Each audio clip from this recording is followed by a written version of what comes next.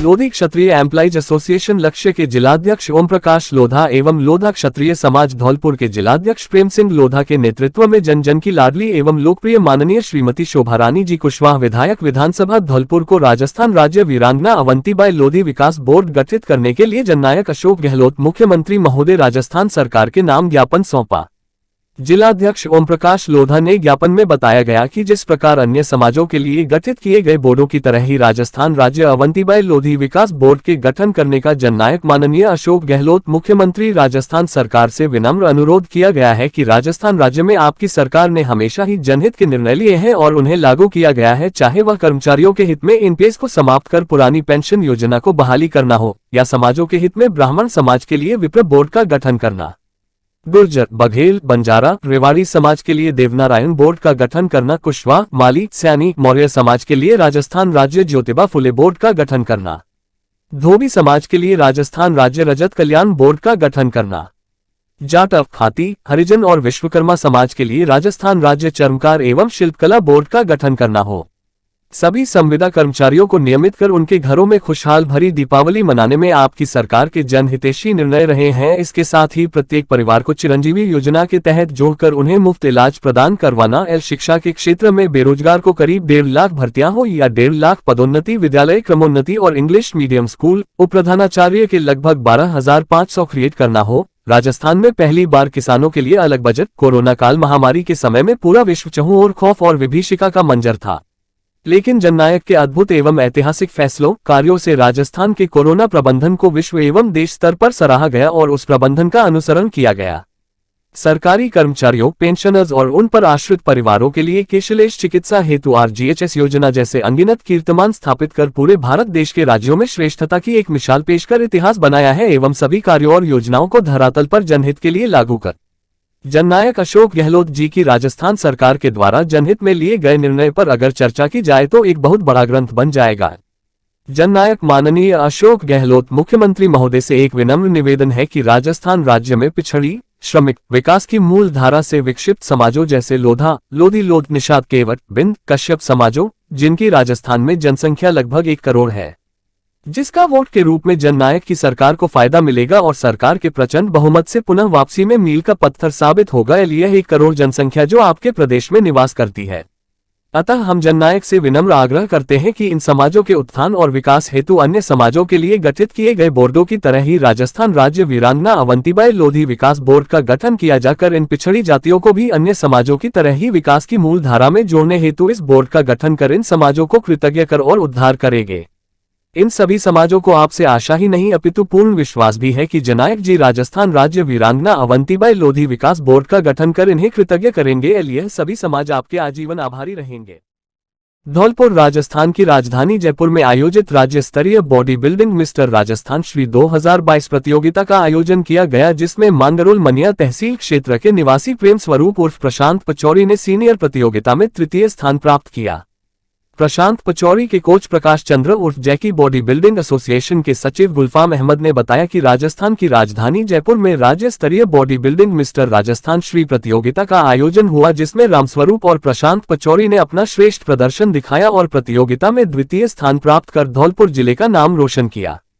बता दें कि प्रशांत पचौरी धौलपुर में रेनॉल्ट कार के शोरूम पर कार्यरत है। इस खुशी के मौके पर रेनॉल्ट कंपनी के सीईओ भूपेंद्र अरोरा और कंपनी के अन्य कर्मचारियों ने रामस्वरूप उर्फ प्रशांत पचौरी का स्वागत कर बधाई और शुभकामनाएं दी। इस मौके पर बनवारी लाल, देवेंद्र शर्मा, चंचल चौधरी एवं अन्य कर्मचारी मौजूद रहे। प्रशांत पचौरी पहले भी 2 बार जीत चुके हैं मेडल। रामस्वरूप उर्फ प्रशांत पचौरी पहले भी mister north India national championship में 55 किलो भार वर्ग में 3रा स्थान हासिल कर मेडल जीता है। इसके बाद 2019 में भीलवाड़ा में आयोजित राज्य स्तरीय बॉडी बिल्डिंग चैंपियनशिप में प्रशांत पचौरी ने प्रथम स्थान प्राप्त कर धौलपुर जिले का नाम रोशन कर। राजस्थान शिक्षक एवं पंचायती राज कर्मचारी संघ के पदाधिकारी आवश्यक बैठक महाराणा स्कूल में सभाध्यक्ष हरि सिंह गुर्जर की अध्यक्षता में आयोजित की गई। जिलाध्यक्ष राजेश शर्मा ने कहा कि पिछले 10 सालों से भी अधिक समय से प्रतिबंधित एवं टीएसपी एरिया के जिलों में पदस्थापित शिक्षक अपने गृह जिलों में जाने की बात जोह रहे हैं, लेकिन सरकारें हर बार 3य श्रेणी शिक्षकों के तबादले करने से बचना चाहती है। अन्य शिक्षक कर्मचारियों की लगातार तबादले हो रहे हैं और 3य श्रेणी शिक्षकों के साथ सौतेला बर्ताव किया जा रहा है। यह हालात ठीक नहीं है। संगठन के पदाधिकारियों ने कहा कि मुख्यमंत्री अशोक गहलोत ने जिस प्रकार कर्मचारियों के पक्ष में ऐतिहासिक फैसला लेकर पुरानी पेंशन बहाल की है,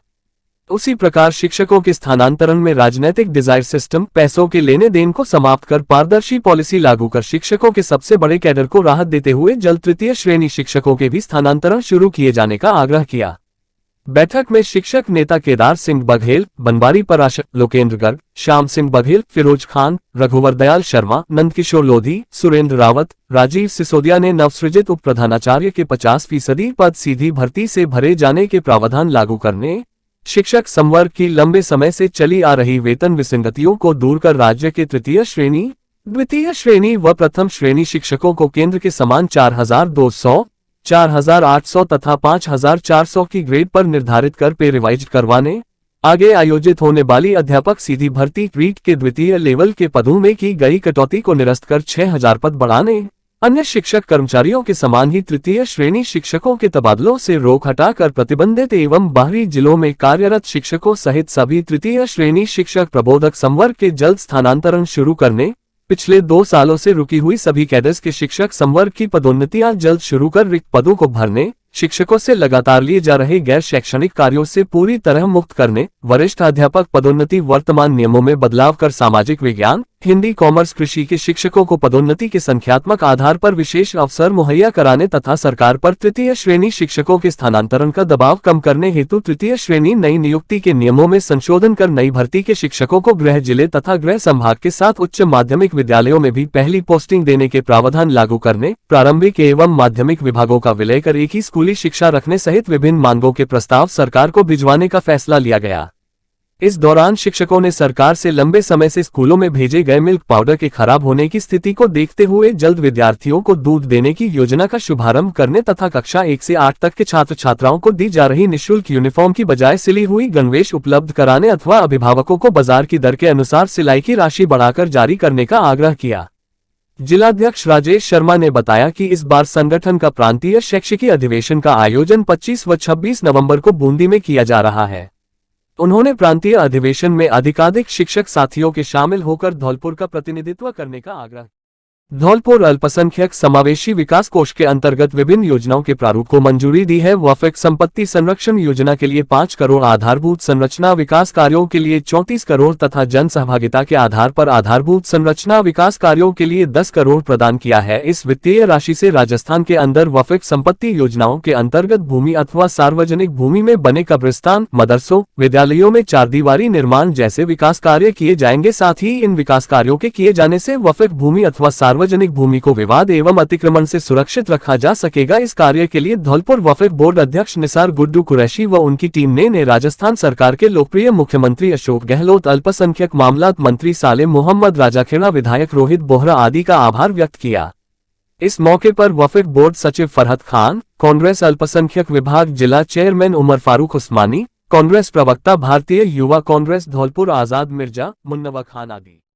भगवान राजराजेश्वर सहस्त्रार्जुन जी के जन्मोत्सव पर शिवहरे कलाल समाज जिला धौलपुर द्वारा बसेड़ी रोड बाड़ी पर संपन्न किया गया, जिसमें भगवान सहस्त्रबाहु के समक्ष दीप प्रज्वलित कर आरती की गई एवं आज के कार्यक्रम के मुख्य अतिथि आगरा से पधारे दीपचंद शिवहरे एवं वशिष्ठ अतिथि गोपाल शिवहरे ग्वालियर वाले रहे एवं संरक्षक भगवान स्वरूप शिवहरे एवं मिथुन लाल शिवहरे एवं अध्यक्ष रवि शिवहरे एवं महिला अध्यक्ष पायल शिवहरे द्वारा भगवान के समक्ष दीप प्रज्वलित कर आरती की गई। साथ ही समाज के वरिष्ठ जनों का सम्मान किया गया एवं उभरती प्रतिभाओं का सम्मान किया गया। कार्यक्रम को संबोधित करते हुए शिवहरे कलाल समाज के अध्यक्ष रवि शिवहरे ने कहा कि धर्मशाला के लिए जो भूखंड है उसका शिलान्यास जल्द ही शुरुआत की जाएगी और उसे धर्मशाला का रूप दिया जाए। कार्यक्रम के शुभ अवसर पर समाज के भामाशाह द्वारा भूमि निर्माण के लिए सहयोग राशि की घोषणा की, जिससे समाज के भूमि निर्माण के शिलान्यास को गति दी जा सके। कार्यक्रम के समापन पर अध्यक्ष महोदय ने पधारे हुए सभी अतिथि गणों का, उपस्थित सभी समाज बंधुओं का आभार प्रकट किया एवं अन्नकूट की भोजन प्रसादी के साथ कार्यक्रम का समापन किया गया। कार्यक्रम में उपस्थित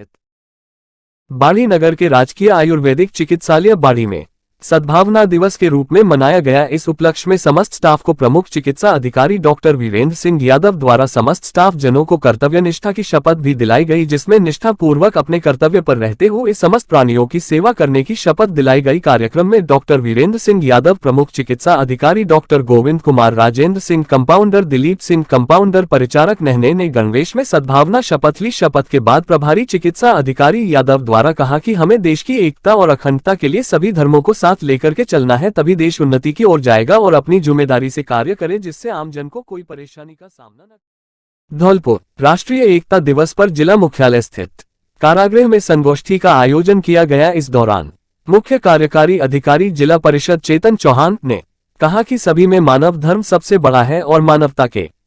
लिए हम एक दूसरे के सहभागी बने। समाज में आपसी भ्रातृत्व एवं सौहार्द बनाए रखने के लिए एक दूसरे का आदर करना जरूरी है, वह किसी जाति अथवा धर्म का क्यों न हो। सचिव जिला विधिक सेवा प्राधिकरण सुनीता मीना ने अपने विचार व्यक्त करते हुए कौमी एकता को बढ़ावा देने पर बल दिया। उन्होंने कहा कि कानून का पालन करे, सांझी शहादत एवं साझी विरासत हमारे जिले की शान है। श्रीमती खुशबू सिंह सभापति ने अपने विचार व्यक्त करते हुए कहा कि समाज की एकता के लिए जरूरी है कि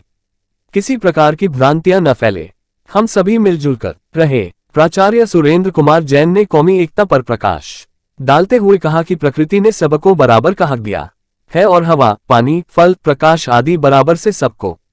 मिलता है। केदार गिरी ने कहा कि हम सब एक ही ऊपर वाले के बंदे हैं। जिस तरह एक और एक मिलकर 11 होते हैं, उसी तरह हम सभी एक दूसरे की कड़ी में जुड़े हुए